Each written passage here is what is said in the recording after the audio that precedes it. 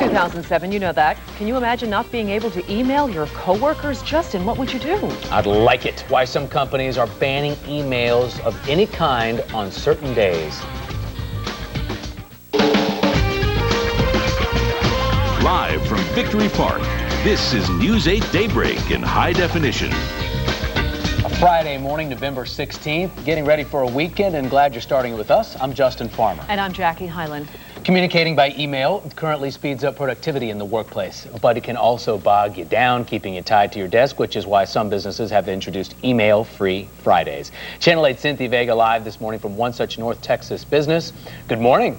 Hi, Justin. We're here at Cushman Wakefield, a business that works with commercial real estate. There are about 100 employees right on this floor, and most of the time they spend their day in their individual offices emailing clients all over the world from 9:30 to 5:30, leaving the office and often no longer recognizing people in their own workplace. Well, so began Email-Free Fridays to get people to interact with one another.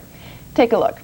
They take a fun approach to all this. First, posting signs reminding everyone that you will have to go without emailing any inter-office coworker all day.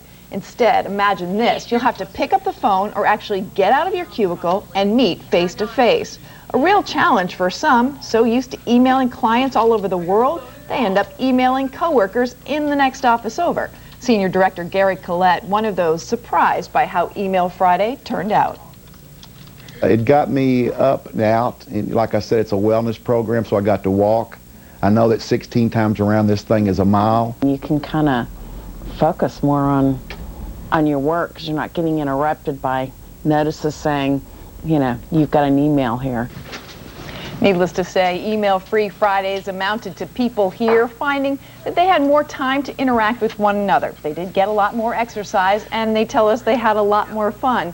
And at the end of the day, they realized this as well. Not every email you receive or send is absolutely essential. Coming up live at 6, we'll tell you more about how they actually enforced Email-Free Fridays. It's pretty funny. Reporting live here in Dallas, I'm Cynthia Vega. Cynthia looks pretty good sitting off there. She looks like the CEO of a company. Well, no sooner did the convenience of email hit the workplace, and now some businesses are saying, it's bad, let's ban it. A North Texas commercial real estate company is one of many introducing Email-Free Fridays. Channel 8 Cynthia Vega live from Cushman Wakefield of Texas with more on how at least one company is getting it done. Hi, Justin. We are here at Cushman in Wakefield. It is a branch of about 100 people, and by design, they have to do a lot of their work on the computer, emailing clients all over the world, and as a result, oftentimes they never leave their cubicle or their individual offices. So months will go by, and they won't even realize that a new face has moved in just across the hall in one office, or that another employee that they've known for a long time has moved out of the office across the way, straight to the other side of the office. That's when the higher-ups realized, oh, time for another Email-Free Friday. And boy, did they lay down the law. Take a look. First of all, employees can't email anyone else in the office, unless, of course, it's a document. Instead, they have to get up and meet in person, face-to-face, or actually talk by phone.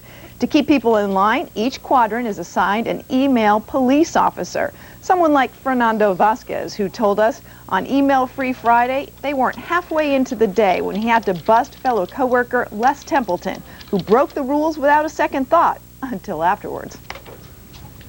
I just had some free time that morning, and we were going to be having a Thanksgiving potluck, and I thought, well, I'll just email the office and remind them of some things, and that email consisted of about 110 emails. All of a sudden, you get an email that says, you know, potluck Thanksgiving. You look up and it says everyone Dallas. So according to the rules, everybody that's included on the list gets one of theirs. So since we had 120 employees, we tried to put up 120 on her desk. Well, there you have it. Even the public humiliation of having to keep those tickets posted for all to see is in the end achieving the same goal. It's bringing people together, getting them to know one another. It's all about team building, something we used to take for granted before the arrival of email, tying everyone to their computers. Reporting live in Dallas, I'm Cynthia Vega. All right, Cynthia. The emailing first hit the workplace. It was hailed as the latest and greatest in communicating quickly and efficiently. But these days, it's often blamed for information overload, the bane of many a business's existence. Channel 8's Cynthia Vega is joining us live from one North Texas company this morning that goes so far as to have email-free Fridays. Cynthia. Hi, Jackie. We have been here at Cushman and Wakefield to show you why they did introduce email-free Fridays. They found people stopped interacting here in the hallway. Instead, they were tied to their computers, sending and waiting through mountains of emails. As you said, emailing did begin as an efficient way to do business, but it's become so much more. These days, people admit to doing it out of sheer laziness or perhaps to avoid a confrontation. For some, it's become their sole form of communicating.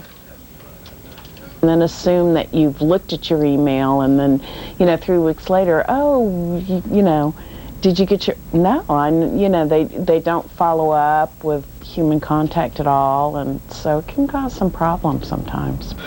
And in fact, it can create conflict when you're trying to send a simple message because it's misinterpreted. On the other hand, it can be life-saving, perhaps documenting a verbal agreement you've made with a coworker or a promise made by your boss. But regardless, at the end of the day, it amounts to information overload for so many of us. It actually gets in the way of us doing our jobs well, which is why businesses like this are banning it on certain days, occasional Fridays, because they want to remind people how to come together and work as a team. Imagine that.